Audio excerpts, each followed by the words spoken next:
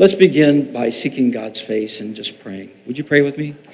Heavenly Father, thank you so much for this opportunity to come together, to remember, to celebrate, to lift up, and to honor the life of Dick. What a magnificent life he led, an example to us all of sacrifice and of love of family and God and country.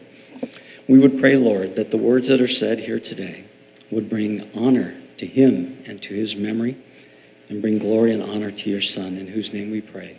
Amen. I'd like to share some words written by my mom, Anita Mannila. Thank you for being here today to celebrate the life and memory of my beloved husband. A special thanks to the landing staff for your hard work. Dick and I were opposites in many ways, but somehow we bumbleated along together for over 47 years.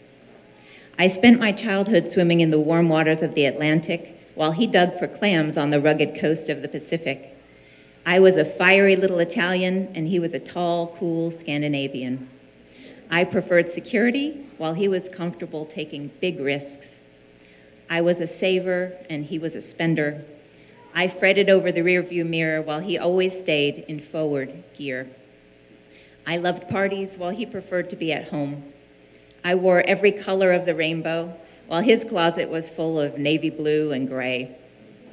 If I wanted to go east, he wanted to go west, but together we found our true north, and for that I am grateful. Dick was so dearly loved and is so sadly missed. I have found comfort in the many ways in which you all have shown your support, from phone calls to cards, flowers, food, and extending hands to hold. I love the lyrics of the song, No More Night, written by Walt Hara. No more night, no more pain, no more tears, never crying again. Through our tears, may we all, as Dick would say, continue to march.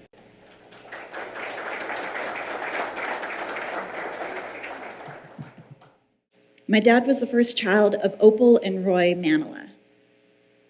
He was born on July 9th, 1938. Next came his brother John, then came Peggy, and then came the youngest, Kathy. Who is here with us today and will be speaking to you in just a few minutes.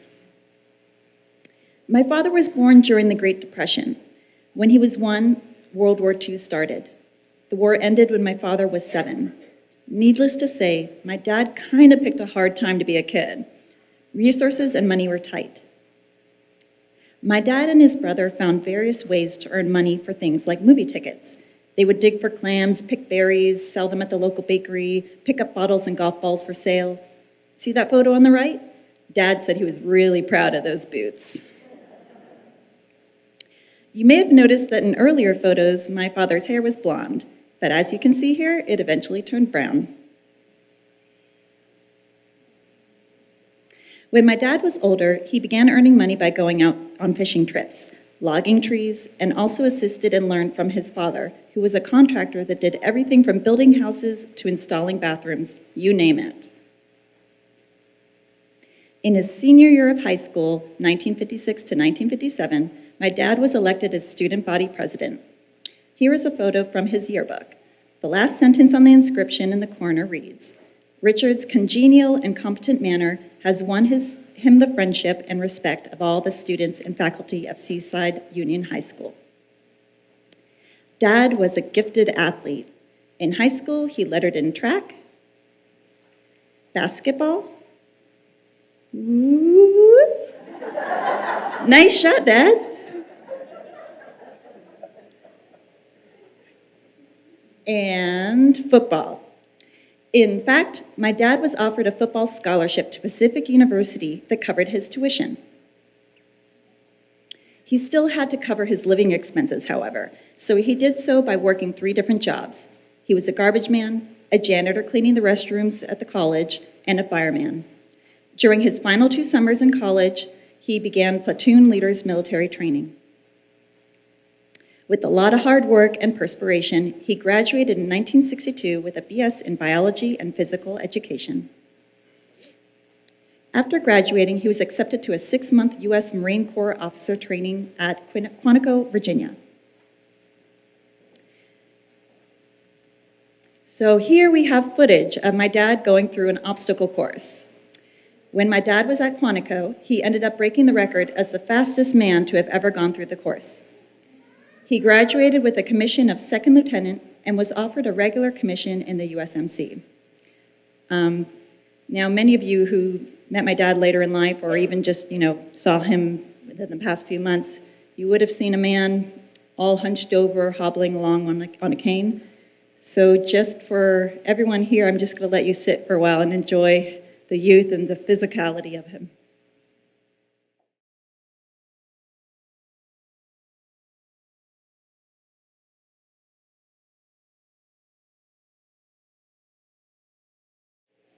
This photo is also from Quantico training camp, where he rose to the top of a class of 800 Marines. Later, he was invited to be the first USMC officer to attend a newly formed Army Special Forces class specializing in counterinsurgency warfare. The Army wanted a few Marines to try out their new program. My father excelled in this program as well, ranking number 2 out of 80 men.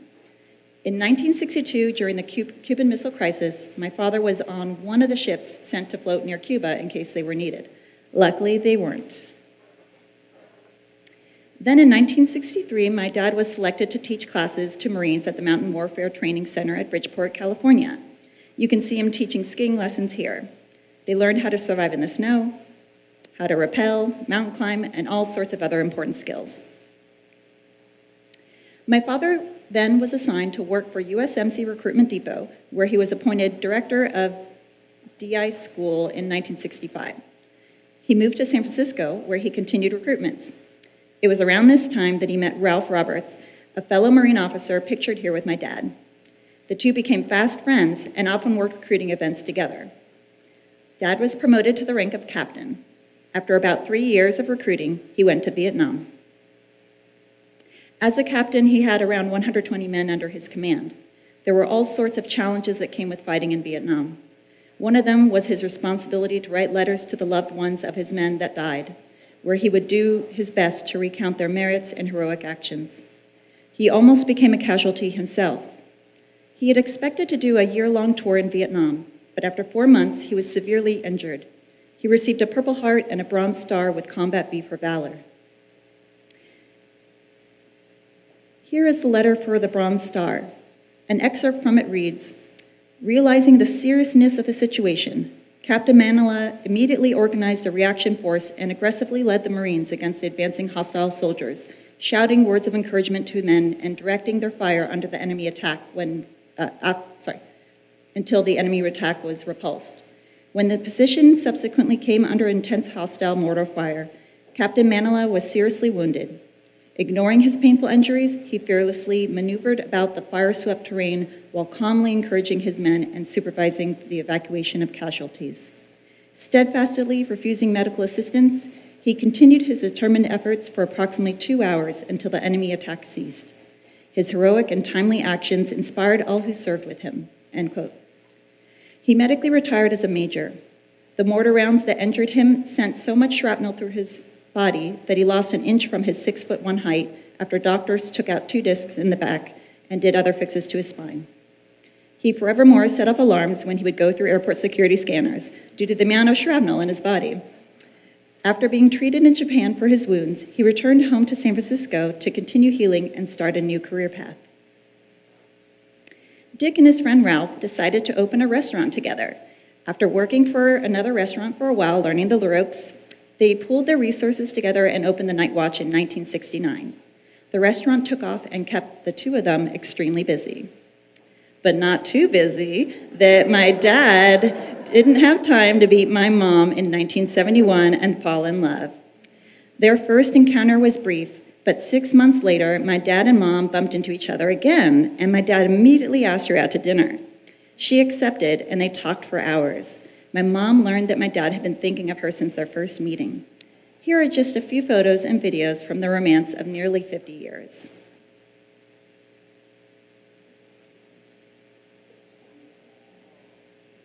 Remember the Night Watch restaurant? It did well. Dick and Ralph ended up attracting the attention of two other restaurateurs. They formed the Braille Company that included everyone else's restaurants, including the Night Watch. They also began creating Rusty Scupper restaurants. The chain eventually grew to 45 restaurants across the United States. They were very popular, often had a line out the door. Dick was in charge of developing the restaurants. As you can see from the photos of two of the restaurants above, each restaurant was architecturally different. Meanwhile, Dad was busy at the restaurant, and he also married Mom, and 2 years later, my sister, Amy, was born. 5 years later, I came along. Ta-da! Thank you. By the way, Dad not only developed restaurants, but he used his magic touch to transform homes as well. This photo is from a home in Tehran that my parents remodeled, expanding windows and whatnot to maximize views and light. He used his skills on other homes as well, including these 6 Victorian homes in San Francisco that he updated and later sold. Dad and his partners ultimately chose to sell the Rusty Scupper restaurant chain to Nestle in 1977. Afterwards, Dad continued to develop buildings. This was one of his largest, called Syracuse Hill Office Park in Denver, Colorado. It won awards for its beautiful design. After Syracuse, my father looked around for his next project. He learned that someone needed a developer for a new building in San Pedro. Dad applied and secured the position. It was for a restaurant on the top floor and a fishing operation on the bottom floor.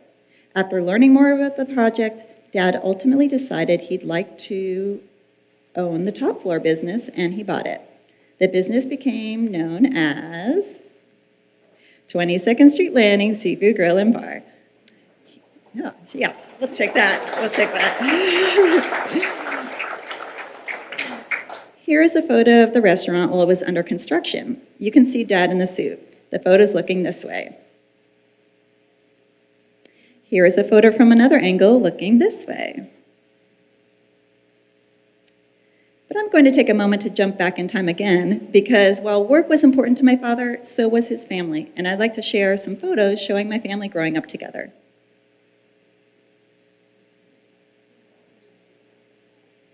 My sister was so sad because she wanted the really ugly, small, dehydrated tree, and we ended up getting another one. And this is Cassie. Here's a new addition. On October 5th, 2008, Dick and Anita got a beautiful, very sweet grandchild, Adeline Mannila Bell, or Addie for short.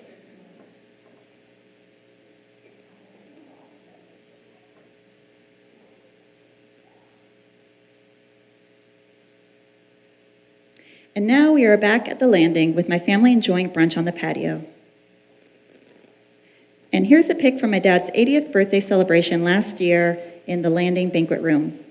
The Landing was my father's second home, and the staff and customers here have been a huge gift to my family. We can't thank you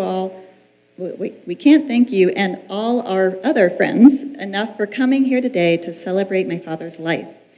I think he is somewhere here watching us right now with warmth and happiness in his heart to see all the people who love him collected here together. My dad. Dad was honesty, integrity, and honor. He was fishing boats, sailboats, and pelicans. He was Sperry topsiders, which he called boat shoes. Dad was Frank Sinatra songs and weekend trips to the hardware store. He was red wine and the Wall Street Journal, and long, long fingers resting on his chin and cheek as he read. He was a beer and cheering for football on TV. Dad was a cashmere cardigan and a strong hug. He was pride of ownership, buying the very best and taking good care of it. He was the loudest cheering voice on the sidelines of my childhood soccer games, though I was never the strongest player. Dad was hard work and self-discipline and generosity.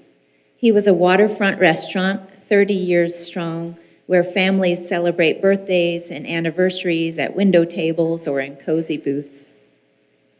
Dad was a disciplined runner, then a walker, then a hospital patient asking only to stand and remain standing.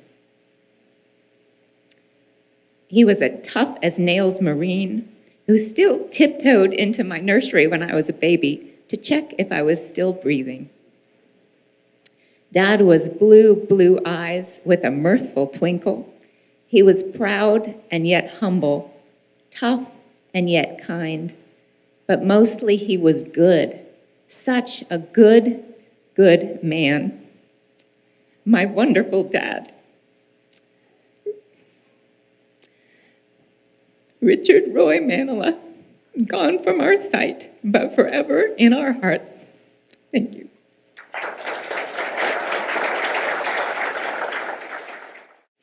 Wanted to go back just briefly and talk about my brother Dick in a light that maybe all of you don't know. And I was, when I was born, he was off in college, and so was my brother John. I was born in 1960, and he was probably 21 at the time. So I had a 15-year-old sister at the time, right in the 60s. And I can honestly say that the highlights of my Christmases during that time is when he came home. So we, as kids, grew up in a house that my dad was born in, and our grandmother had passed away, and her name was Melba Mannila, and she passed away when she was 36. My dad was 6. And all of us kids were born and raised there. It's in Seaside. So anyway, he made my Christmases for me. And just his presence, and he was kind of a larger-than-life kind of guy. And one of the pictures that Missy had was everything to me. My younger brother had got me a kitten for Christmas, and Dick had got me a puppy. It's kind of like explains our family, I guess. And I named the puppy, it was a poodle named Pupples, for whatever reason. And the cat that John and Artie, my brother's wife, brought us had to go. Something had to go. So Pupples stayed for a while. And that was great. And I also remember that day, there was a bunch of cookies in the kitchen, and I really liked to eat as a kid. And we were sitting eating on cookies on the couch and talking. And he was an extension of my dad. I was definitely a daddy's girl. I was not close to my mom growing up. And I had 2 people in my life that did everything for me. And that was my brother and my dad. And there's times I hated them because there were so many things that growing up as a child that I wanted to be coddled. He didn't coddle me. And he would say, "You're a Mannila, you can do this." And half the time I said, "I don't want to be a Mannila and do this. I want you to coddle me and tell me what to do." And he said that I'd figure it out. And 99% of the time I did. And now I have 4 wonderful kids and a good life. And I owe that to my brother and my dad. But I did want to, before I get too choked up, very quickly, when my brother was 3 years old, it was on June 21st, 1942. The only time in American history that we were fired upon was into that evening. Thank you. And that actually was my dad's 30, well, it would be in 42. My dad would be 32. I didn't realize that till this morning. My mom still remembers that Dick and John were sleeping, and they heard the bombs come over the top of their home. And I was going to read it, and I can kind of just explain what it was. The one next to their house was a dead end, it didn't explode. But this was down at Battery Russell. You can, on a later time, go Google it and see. And that became very historical because that was something that happened in his life. And he was a little boy, and he probably doesn't remember that, but it's kind of fitting today. So moving on very quickly, Amy had mentioned and Missy had mentioned Seaside High School. Mind you, growing up in a small town with a brother like Dick, there's not a whole lot I could have done that could have, I felt, surpassed him or equaled him. But I tried. I was really good in band. I was a really good singer, and he helped me get into horses. I didn't have much of an outlet growing down there, and he helped me get into horses, and it was wonderful. It was a wonderful thing to have something to do and enjoy, and I really love animals. Every report card, he would give me like $10, which was a lot when I got A's and B's. And I was a really good student. When I got to be a junior, that quit because I wasn't a good student. So, but thank him to that. So, anyway, I want to say also, I always remember my dad's closet was filled with Rusty Scupper sweatshirts and T-shirts, and they were all navy blue. And he also had 22nd Street Landing hats wherever he went. That was his attire. And doesn't matter where, a band concert, a horse show, everything when I was at, he wore Rusty Scupper or 22nd Street Landing stuff. And when my father was buried, he was buried with a tie tack of a Marine. Dick had given him a tie tack, and it was really important to him. So I don't know what else I can say, except that we kind of had two separate lives. You know, he being 22 years older than me, he was off with his own family and doing his life. But there was never a time that I couldn't call him and talk to him, and he would be able to at least help me through most of what I needed to help through, and the rest was up to me. And I'm grateful for that. So thank you. Anita, Amy, Missy, Addie. You've been my second family for the last 3 or 4 months. Let me introduce myself. My name is Ralph Roberts, and I've had the pleasure of enjoying the friendship of Dick Mannila for over 50 years. First as a Marine Corps officer together in San Francisco, and then in 2 successful business partnerships in the restaurant business, and then finally as a family friend.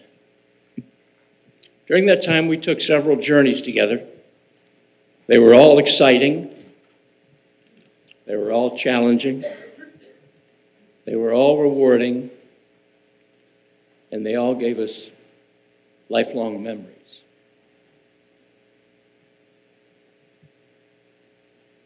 As Anita themed Dick's 80th birthday last year, they were a heck of a ride. I'd like to share some of those journeys with you now. First was sharing duty with Dick in the Marine Corps Officer Selection Office in San Francisco. I finally remember the first time I met Dick. I was 18 months coming back from Vietnam. I was crossing the Bay Bridge and trying to think how I could possibly adapt, how I could get along. I pulled my car into the parking lot, and there was Dick Mannila polishing his convertible Porsche. I got out of the car with my bags, and he walked over, stuck out that hand with that powerful handshake. And he said, "I'm Captain Dick Mannila. I'm going to be your partner in recruiting. Welcome aboard." That really set the foundation for what became a lifelong, over 50-year friendship. Now, the recruiting duty in San Francisco at the time, we were both bachelors, and it had its good aspects and its bad. Certainly, very shortly, we decided that we were very compatible and we'd get an apartment together and live, where we did for over 2 years. And we enjoyed the extracurricular activities of 2 bachelors. Dick knew all the spots. He knew where to go. Nobody wore dress blues like Dick. He knew where to go after work for happy hour with dress blues. But he also knew the spots Sunday afternoon, where I believe he met Anita. Dick was quite a recruiter, though, as well. He was strong, forceful, sincere. John Hicks, one of the first recruits that we had, made a comment at Dick's burial on Saturday. And he said, "You know, when I met Dick, I commented I want to be just like you, just like Dick." A lot of young men want to be just like Dick. We enjoyed that 2 years recruiting together. It was difficult, anti-war demonstrations. We faced a lot of adversity, but as Marine Corps officers, we had no need for that kind of nonsense. After 2 years, Dick finally received orders to go overseas to Vietnam. That ended that part of our life together. We promised to get, we thought, a normal tour of duty's over about 13 months. So we promised to get together as soon as he got back. As Missy said, that tour was short-lived. He was wounded in combat and started a recuperation process that ironically ended in Bethesda Hospital in Oakland, California. So here, ironically, as fate would have it, we were united again. And we began to talk about our dream. So our second journey together really was trying to figure out how we could get into business together. And we decided that we were going to open a restaurant, of all things. We began looking for a location, and we ended up finding one in Pasadena, California, the Night Watch, that was on Missy's slide presentation. Dick loved the restaurant business. He loved building restaurants. He built that restaurant himself, using the skills that he had learned as a boy that Missy talked about he got from his dad in Seaside, Oregon. But he also loved the kitchen. He loved cutting meat, loved cutting seafood, loved broiling at night. Dick was a great teacher, using some of the skills that he had learned in the Marine Corps, the management techniques. He mentored a lot of young men in the kitchen, and we enjoyed quite a success in the Night Watch. The name, by the way, he came up with, he thought it was cute. You know, most of your business is done at night, and if you're a sailor or been at sea, the Night Watch starts at 6 p.m. and goes into the evening. So he said, this is a great name. He was proud of the Night Watch. Our third journey began when our financial partners introduced us to 2 other restaurateurs, and we developed a company called the Rusty Scupper Restaurants. Again, Missy showed it in the slides. These were much like a simplified Black Angus. They were casual steak, seafood restaurants, very popular at the time. Large entree portions, casual young staff. Dick opened 45 restaurants across the country: Boston, Chicago, Philadelphia, Arizona. We ended up here in Long Beach. Parker's Lighthouse was the last one we were involved in. The restaurant company was one of its more popular of its day, and we enjoyed success, and we sold it to Nestle in 1977. Finally, in this part of our journey, the funds from the sale of the Rusty Scupper enabled Dick and myself to kind of follow our entrepreneurial dreams. He became a very successful real estate developer, office buildings, houses. But the restaurant was still in his blood. You know, once you start that, you can't get it out. So he again built a restaurant. We're sitting in it, 22nd Street Landing, 30 years ago. He fashioned it after the restaurants that we had done before, hired the staff, trained the staff, built the sales, talked to the guests, and returned to being a successful, very successful restaurateur.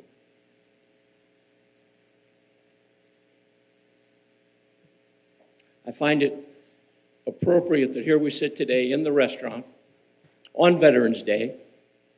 Yesterday was a Marine Corps birthday. And we can thank Dick for his service. And we're here to also celebrate his life.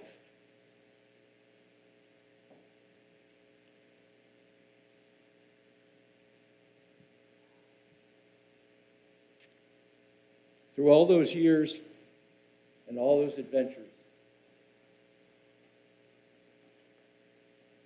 Dick's strength of character is what I admired most. He was a man of principle, strong, resolute, set in his ways,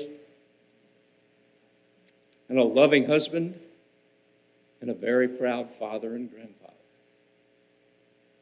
I'll always fondly remember his smile, his good sense of humor, and the twinkle in his blue eyes.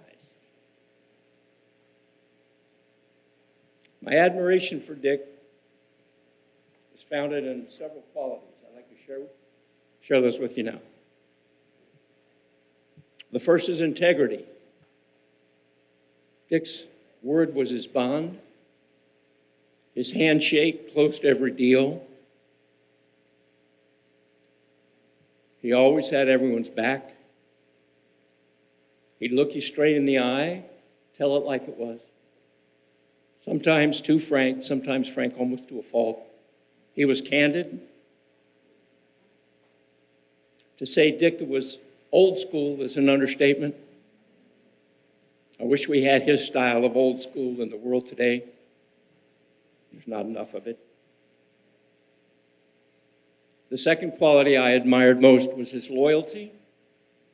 Again, something we don't talk about much today. We don't see on the evening news because there's not much out there. Dick always had your back.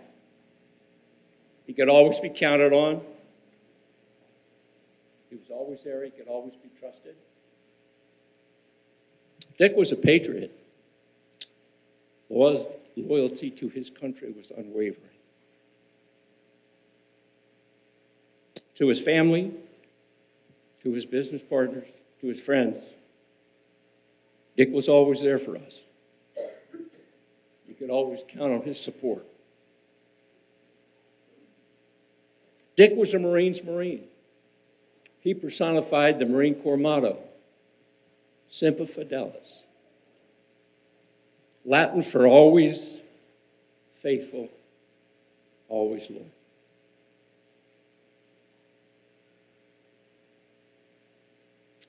The third quality I admired was Dick's positive attitude. Dick was never defeated. Matter of fact, in his mind, he was undefeated.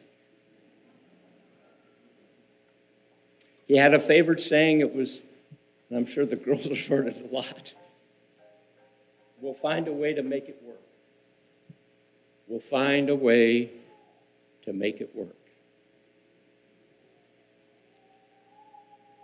And this wasn't just foolish optimism. Dick was a tough guy. He had a mental toughness that matched his physical prowess. And never with a complaint, Dick hated whiners.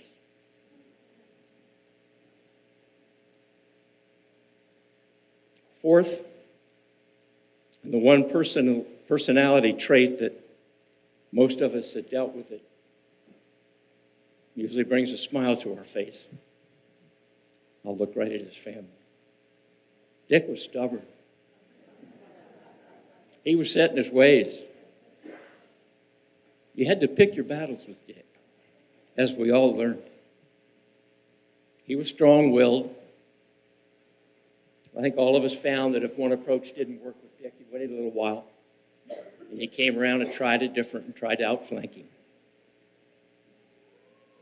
But as we all found out, beneath that sometimes crusty, gruff exterior was a heart of gold.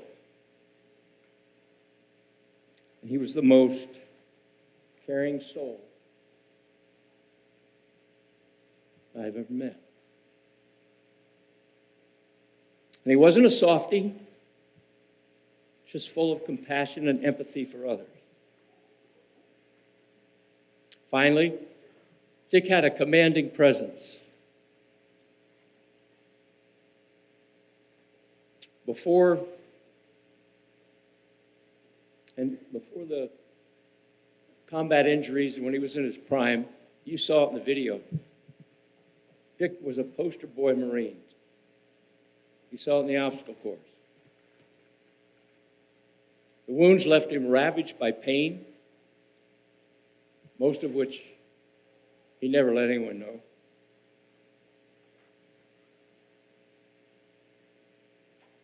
To be honest, Dick was a stud.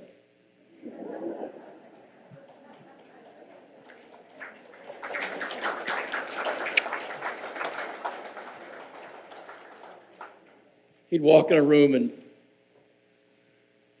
grab everyone's attention immediately.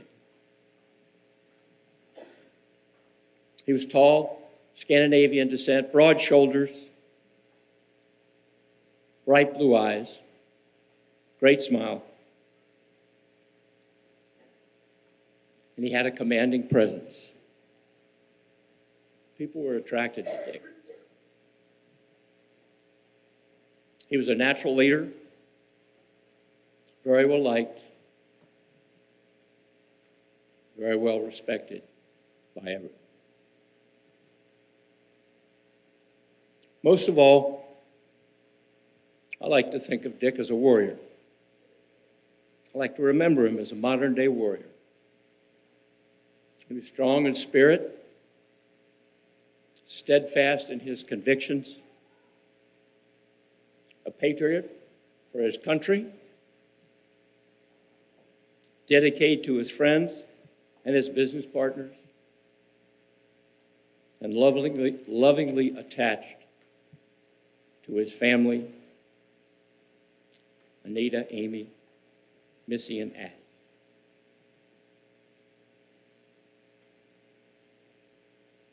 Dick had that favorite saying that Amy opened with Anita's remarks, continue to march, continue to march.